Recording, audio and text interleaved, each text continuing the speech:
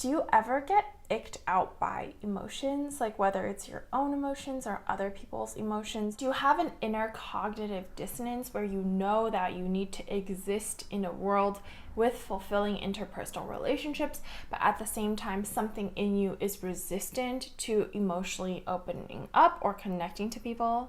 Well, you might be emotionally blocked right now, aka emotionally unavailable. And a big part of your emotional unavailability might actually be due to deeply ingrained myths that you, me, or we as a society have around emotional openness. Today, we're tackling emotional availability because that is actually an essential piece to your self-actualization and liberation, which is what I am obsessed about on this channel. Fear not, because it's really not going to be as hard or icky as it sounds. In my life, there have definitely been periods where I've been emotionally unavailable as well, and to be so honest about it, it's definitely been problematic. Because do you really want to be book smart and productive but stunted internally? No, you want to be intelligent on the emotional spectrum as well. Emotions can transform your life from one of isolation and confusion to one of connection and clarity. So the sooner that you can break free from these following myths that I'm about to share, the sooner you can embrace and step into the full potential of your life. Being emotionally available is going to make you feel a lot better about life, and it's going to effortlessly improve your life because at the end of the day, we coexist with people and everything in the world is built by people. And disclaimer, I am not a licensed therapist, but I do be wanting to see you thrive. I always say on my channel that all that impactful, sustainable change really needs is the light of awareness. So as we become aware of these blind spots or misconceptions, that's already a bulk of the work being done. And at the end, I'm gonna explain truly why emotional availability is not just like an accessory or a nice to have or a luxury, but how to actually recognize the core and integral nature of what emotional availability really is at the very end of the video. So the first myth is that you might think being vulnerable with your heart, your emotions, your true thoughts, you might think it's gross, it's cringe, it's unnecessary, or you might think it's so extra of people when they show their vulnerabilities. Like, what are they doing it for? Are they doing it for the attention? Like, is this a sob story? You're just cringed out by vulnerability, and you could never imagine like bearing your own heart that way. But what are you really saying when you think about vulnerability in such a way? And what is that saying about yourself and how you view yourself? Newsflash, no human is invincible across their entire essence. And it's so exhausting to try to be that way. And like, what for? You don't get an award at the end of the day for things like that. So when I see people who are cringed out by expressions of vulnerability, and I have been there myself too, like I have been that person, to me, what that really means, and thinking about this through the lens of my own like life and psyche, to me what that really means is that you are actually afraid of vulnerability. Secretly, you are scared of your own vulnerability, but you are you. Like, you understand yourself so well, you are you. If you're you, what is there to be afraid of? What is there to be afraid of? What is there to fear if everything you are is within you and you are experiencing it all the time? Are you scared? No. Like, what, like really, where is that fear coming from? So that's the myth, is that vulnerability is some like cringe or weird or scary or icky thing. And the reality that we can reshape with, or just a more empowering mindset, is that we are all vulnerable in some ways, and we can be vulnerable and show our inner true self while being able to set boundaries and defend ourselves where appropriate. And anyone who doesn't react well to vulnerability, like, that's more of their problem. And even if you have like a negative experience showing your vulnerability, at the end of the day, if you keep your heart open, you're only going to become a stronger person for it.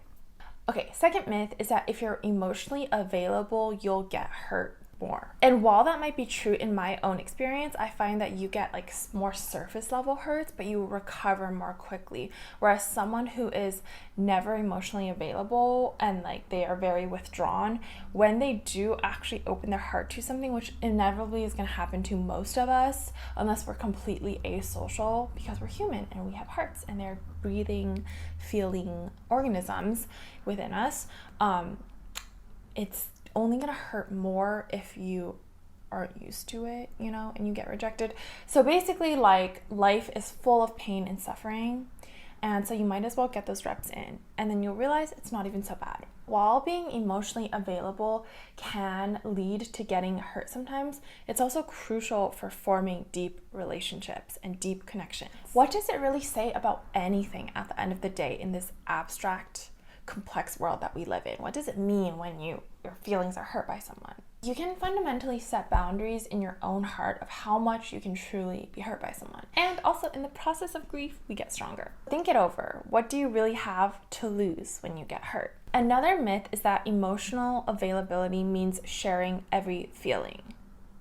Emotional availability in a grounded, balanced way does not mean oversharing. There's a difference between normal seasonal rain and flooding. The golden zone of balanced emotional availability is being open and honest with our feelings without oversharing or stepping into other people's boundaries. Another myth, this one is tied to having a fixed mindset, is thinking that emotional availability just comes naturally to some people, and it's one of those things where you either have it or you don't. But emotional availability is definitely a learned and practiced skill. One really obvious example of this is parenting. If your parents were super emotionally available and modeled like emotional openness in their relationship as well as their relationship with you as the child, then obviously you're going to be more equipped in the emotional realm. And sometimes we look at that and think it's someone's inherent nature to be like emotionally available. But a huge percentage of it, what we don't see or think and really analyze through, is that a big part of it is nurture and environment. Which means that growing up, even if you didn't have the ideal circumstances to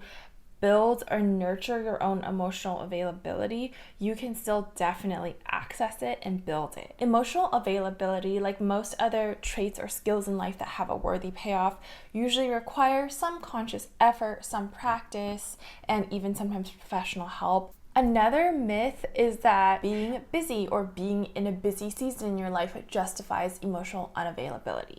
And sometimes I need to really remind myself of this one. It's not true, because true emotional availability is not mutually exclusive with other forms of your life that you have to expend energy for. Actually truly being open to your own emotions and the emotions of other people open up your space for more energy and more balance in your life. A lot of times, I notice this in myself sometimes too in my own healing journey, is that claiming busyness or other goals or priorities as a reason or justification for my emotional unavailability is just an excuse to avoid the vulnerability and the emotional effort that's required to connect deeply with others. And the big issue with this myth is that it creates a false dichotomy between being emotionally open and connected and being able to have a productive life where you are self-actualizing and achieving your goals. In reality, you can integrate both into your life, and the better that you get at being emotionally available, the easier it becomes. This isn't a perfect analogy, I just thought of this, but for example, if we look at presidents of the United States, they all had varying levels of emotional availability and different personality traits too, within the same role and busyness of ruling a nation or governing a nation, should I say. That's not a perfect analogy, but I guess what I'm trying to say is that emotional availability and practice of emotions is not linearly correlated to time, and it doesn't subtract from time. Well, energy management, that's another topic that we can talk about for another day. The last myth, and this one is so obvious, but I still need to say it. Emotional availability is not just for a certain subset of people. Emotional intimacy or availability is not just for women or creative people or empaths or people with the F categorization in Myers-Briggs. It's kind of funny because I realize I fall into all of those categorizations that I just mentioned, and still there have been times where I've been emotionally unavailable. Anyways, I think with so much like polarized content sometimes on what it means to be a successful male or successful female, it could be easy to think that you don't need emotional availability for the gains, that it's not necessary for your survival or your building or your wealth or something. But that is a myth, and the reality is that you need emotions to be a well-rounded human being, no matter your gender, no matter how you identify from an ego level in this world.